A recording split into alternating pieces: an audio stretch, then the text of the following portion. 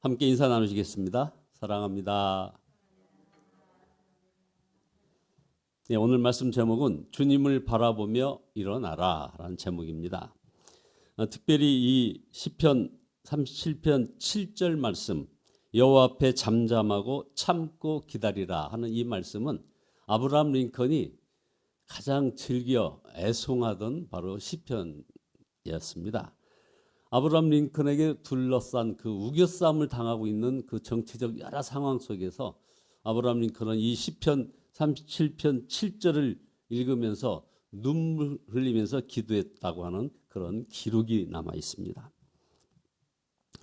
코로나19 이 오미크론 이 사태가 이제 스텔스로 결합되더니 드디어 이제는 이것보다 전파력이 10%나 더 빠른 변종 XE라고 하는 그런 변종이 또 생겨서 지금 많은 사람들이 걱정하고 있습니다.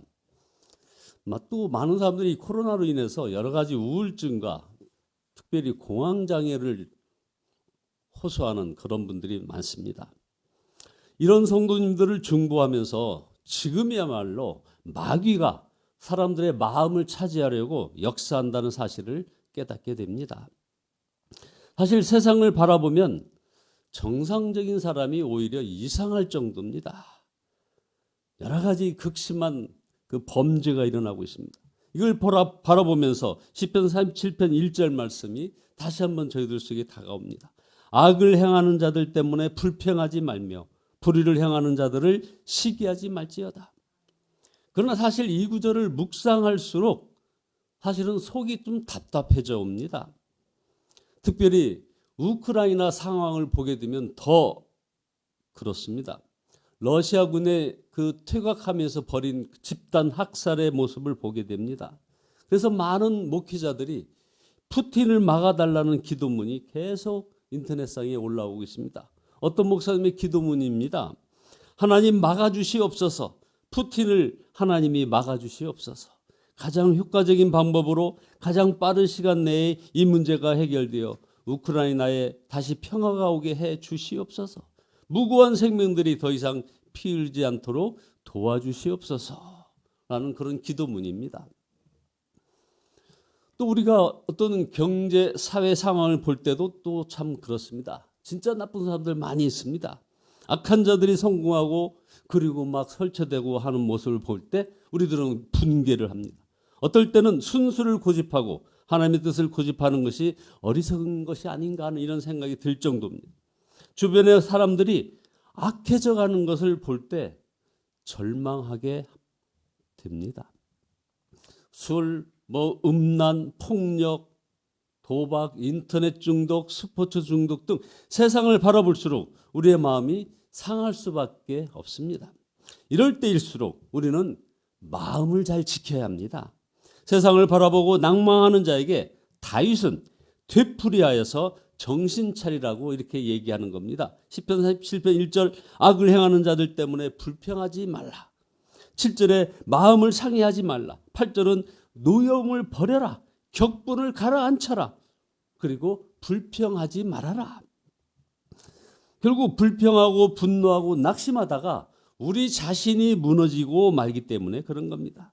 그래서 8절에 이런 것들은 오히려 악으로 기울어질 뿐이라고 얘기하고 있습니다. 둘째로 여러분 우리 안에도 악한 본성이 있습니다. 악한 세상을 보고 낙심이 들고 분노하게 된다는 것 자체가 이미 마음으로 지고 들어가는 것입니다. 다윗은 악한 자는 반드시 망한다고 말합니다. 2절에 그들은 풀과 같이 속히 배임을 당할 것이며 푸른 채소같이 쇠잔할 것이미로다. 그래서 12절부터 40절까지 그 내용을 계속해서 반복하여 강조하고 있습니다. 바로 하나님이 계시기 때문에 그렇습니다. 하나님은 심판하시는 하나님이십니다. 그래서 3절에 여호와를 의뢰하고 선을 행하라. 땅에 머무는 동안 그의 성실을 먹을거리로 삼을지어다.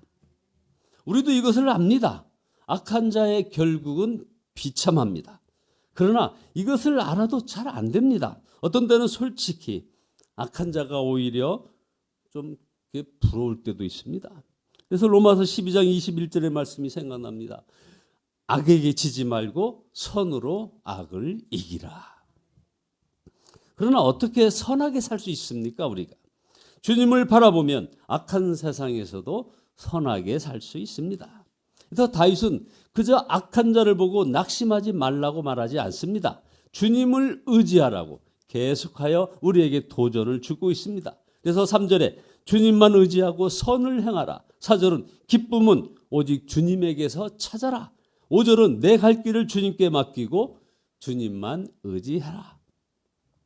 7절을 보면 잠잠히 주님을 바라보고 주님만을 애타게 찾으라고 말씀을 하고 있는 것입니다. 아주 많이 알려진 간증 모음집에 네가 나를 사랑하느냐라는 이 제목의 질문 내용이 하나 나옵니다. 천국 가는 자는 사랑해야 한다는 글을 읽고서 믿음으로만 구원받는 것이 아닙니까? 라는 이런 질문. 이 질문이 거기에 실려 있었습니다. 그러니까 이 질문의 배경에는 예수님을 믿기만 하면 구원받으니 삶은 변화되어지지 않아도 괜찮다. 믿음이 있다면 사랑은 없어도 구원받는데 지장은 없는 것 아니냐. 아무리 예수님을 믿어도 사람은 자기 성질대로 예수 믿게 마련이다. 그러니 성질은 어쩔 수 없다라는 그런 생각이 여기 이 질문에 깔려 있는 것이죠. 이것은 정말 심각한 패배주의입니다. 어떤 성도의 기도문입니다. 평생 주일만 이번 주간도 또 죄짓다 왔어요. 그러나 있는 모습 그대로 왔사오니 주님의 은혜로 용서해 주시고 보혈로 씻어 주소서라고 기도하는 것. 바로 이것이 가장 복음적인 기도요. 은혜롭고 솔직한 기도로 여깁니다. 그러나 이런 기도를 하면 안 되나요? 할렐루야. 주님이 이번 주간 승리하였습니다. 죄를 이기고 세상을 이기게 해주셨습니다. 우리를 이기게 해주신 은혜의 주님께 영광을 돌립니다라고 기도할 수는 없느냐 이 말입니다. 그렇게 기도하면 이게 복음이 아닙니까? 이것이 정말 안타까운 일입니다. 흔히 구원은 믿음으로 받고 행함으로 상급을 받는다고 가르칩니다. 천국에 갔더니 헌금 많이 한 사람, 고급 맨션에서 살고 헌신이 없었던 사람은 계집 같은 데서 산다. 개털모자 쓰고 산다. 하고 하면서 천국 갔다 온 그런 간증을 하기도 합니다. 믿음으로만 구원받는다고 하니 행함을 가르치기 힘들어지기 때문에 사실은 궁여지책으로 그렇게 가르치는 것 아니겠습니까? 중요한 질문입니다, 여러분. 정말 행함 없이도 천국은 가되 상급 받는 정도만 문제가 되는 것일까요? 여기에 대한 답이 분명히 나와 있습니다. 히브리서 12장 14절은 모든 사람과 더불어 화평함과 거룩함을 따르라. 이것이 없이는 아무도 주를 보지 못하리라. 우리는 결코 예수님을 지식으로만 알고 복음을 교리로만 받아들이는 데서 그치면 안 되는 것입니다. 예수님을 믿는다는 것은 살아계신 예수님과 동행한다는 것입니다. 그래서 마태복음 28장 20절에 내가 세상 끝날까지 너희와 항상 함께 있으리라 하시니라 하지 않았습니까?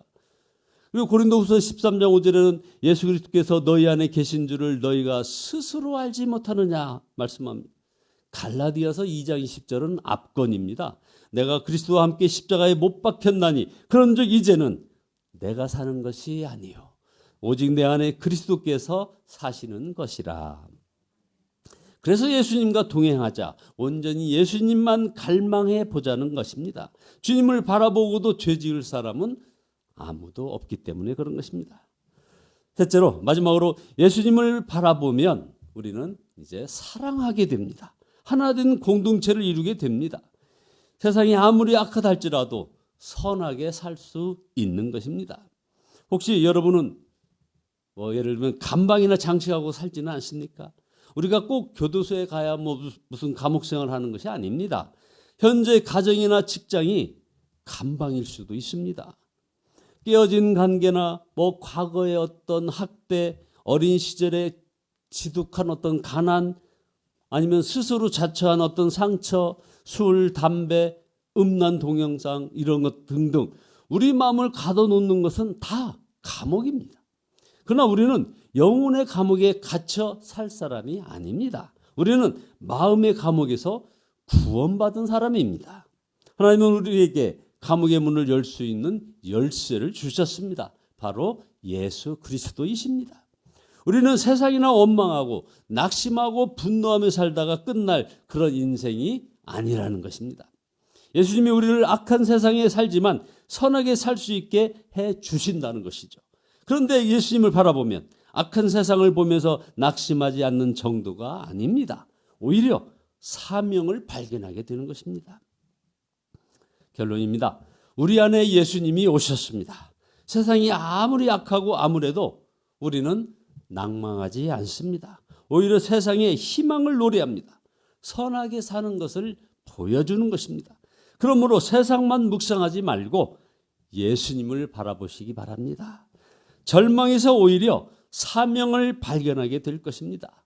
내려놓고 더 내려놓고 예수 그리스도로 살게 되는 그런 십자가 능력을 경험하며 사순절 기간을 살아가시는 성도님들 되시기를 예수 그리스도의 이름으로 축원드립니다. 기도하시겠습니다. 우리 인생 가운데 친히 찾아오셔서 그 나라 꿈꾸게 하시는 하나님을 찬양합니다.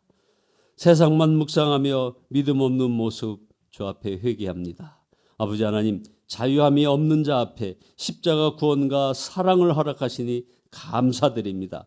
그 주님을 바라보며 악한 세상에서도 선하게 살 수 있음을 저희들에게 믿게 해 주시니 더욱 감사합니다. 진리의 영이신 성령께서 이제 우리 가운데 충만하심으로 모든 치유와 회복의 근원이 되어 주시옵소서. 주님 홀로 영광 거두어 주시옵소서. 예수 그리스도의 이름으로 기도드리옵나이다. 아멘. 80장 찬송하시겠습니다. 80장입니다.